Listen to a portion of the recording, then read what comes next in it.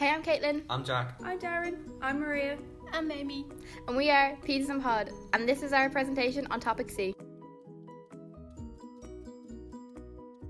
Consumer surplus is the amount a buyer is willing to pay for a good minus the amount a buyer actually pays for it. The area below the demand curve and above the price measures the consumer surplus in a market. Imagine that there is an Elvis Presley album, its price is 50. You are willing to pay 30 for it because you are his fan, but your friend Amy is not his fan, so she only wants to pay 50 for it. You receive a consumer surplus of 50 because you pay only 50 for a good that you value at 30. However, Amy doesn't get a consumer surplus because she paid 50 for an album that she values at 50. Producer surplus is the amount the seller is paid for a good minus the seller's cost of providing it. The area below the price and above the supply curve is the producer surplus because the supply curve represents seller's cost. Imagine both of you and your friend Amy own a coffee shop. The cost that you need to provide a cup of cappuccino is €2 and Amy only has a cost of €1. The equilibrium price of a cup of cappuccino is €4. Amy has more producer surplus as she gets more benefits from selling coffee in the market.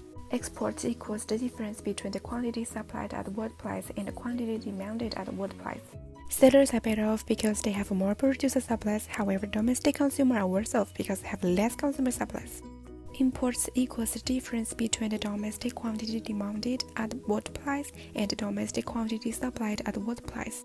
Consumer surplus has become bigger because the benefits from participating in the market have increased. Our next topic is restrictions on trade. The two main restrictions on trade are tariffs and import quotas, which will be explained a little later on in the video. Two other examples are export subsidies and non-tariff barriers. An export subsidy is a government policy to encourage the export of goods and discourage the sale of goods on the domestic market through direct payment, low-cost loans, tax relief for exporters, or government-financed international advertising.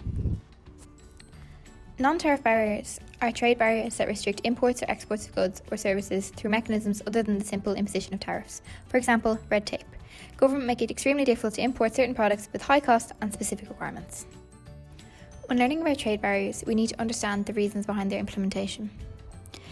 They increase government revenue through injections and by improving the balance of payments, and therefore can increase government expenditure in healthcare and education.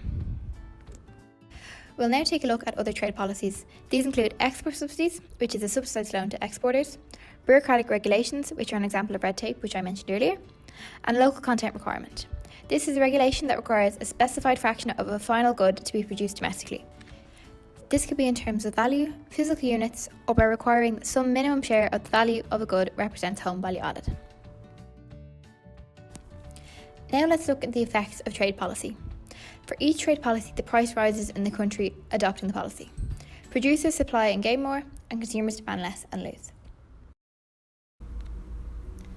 So now we are going to be talking about tariffs. To put it simply, tariffs are taxes on imports to a country. They are taxes applied at the border and are the most commonly used trade policy to restrict international trade. Tariffs provide revenue for the government. This increases government funds to spend on other things such as infrastructure. Tariffs protect domestic industries as they increase the prices of imported goods. They raise the price of imported goods above the world price by the amount of the tariff itself. With a tariff, total surplus in the market goes down by an amount which we call a deadweight loss. They also change the amount of production and heavily influence consumption decisions. Producers end up producing too much, while consumers end up consuming too little. Domestic producers gain from a tariff as they receive a higher price, while domestic consumers are hurt by tariffs as prices rise. The government gains by collecting revenue from tariffs. A simple example of a tariff would be a 20% tariff on imported automobiles.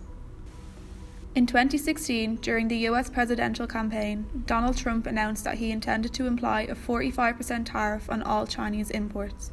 If he had done this, it would have become too expensive for the United States to import goods from China. China's exports would have therefore decreased, causing a negative effect on their balance of payments. Consumers in the United States would have also been affected, in the form of higher prices and less consumer choice. So now we're going to talk about import quotas. These are a limit on the quantity of a good that can be produced abroad and sold domestically.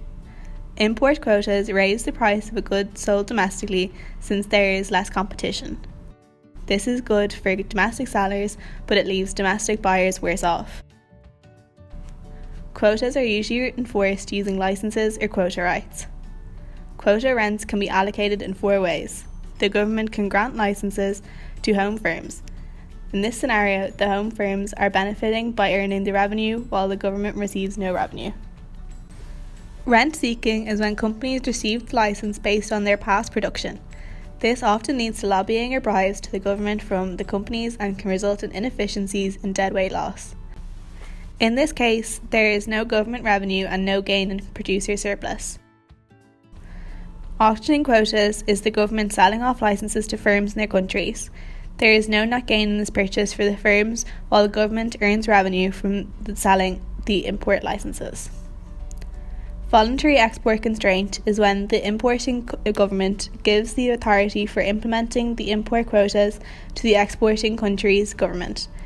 This is called a voluntary export constraint, or a VER, or a voluntary restraint agreement, VRA, since the exporting country is technically the one setting the quotas. Import quotas lead to the total surplus in the market dropping and a deadweight loss, and if rent seeking and lobbying takes place during the allocation of import licenses, an even larger deadweight loss could occur. An example of an import quota in the real world is the trade of bananas in Europe. Since 1993, Europe has had an import quota on bananas from South America in order to increase the number of bananas imported from former colonies in Africa. Let's now discuss the gains and losses made from trade. From Ricardo, we know that trade benefits everyone, but individually some are better off or gain and others are worse off or lose. Therefore, autarky is not an ideal condition for a country to have. To understand real gains and losses, we need to just briefly understand comparative advantage. So let's look at a hypothetical example of trade between country A and country B. Country A produces cheese and exports it to country B. Country B produces bread and exports it to A. This is because A produces cheese at a lower opportunity cost than if they produce bread, and vice versa for B. In the case of cheese, if a country has a comparative advantage, then the domestic price will be below the world price. They will therefore export cheese because other countries will want the lower cost good. If a country does not have a comparative advantage in cheese, the domestic price will be above the world price and the country will import cheese from abroad. In an importing country, domestic producers are worse off because there is nobody buying their produce. Domestic consumers are better off because they can buy the good at a lower price. Essentially, the consumer's benefit outweighs the loss for the producer and the economic well-being of the country improves. There are many other benefits to trade. There are far more goods for producers to choose from rather than just buying domestically or from the home market. It also generates economic growth, which allows for a better standard of living for the country. That's it from us, guys. Thanks so much for listening. We hope you enjoyed our video.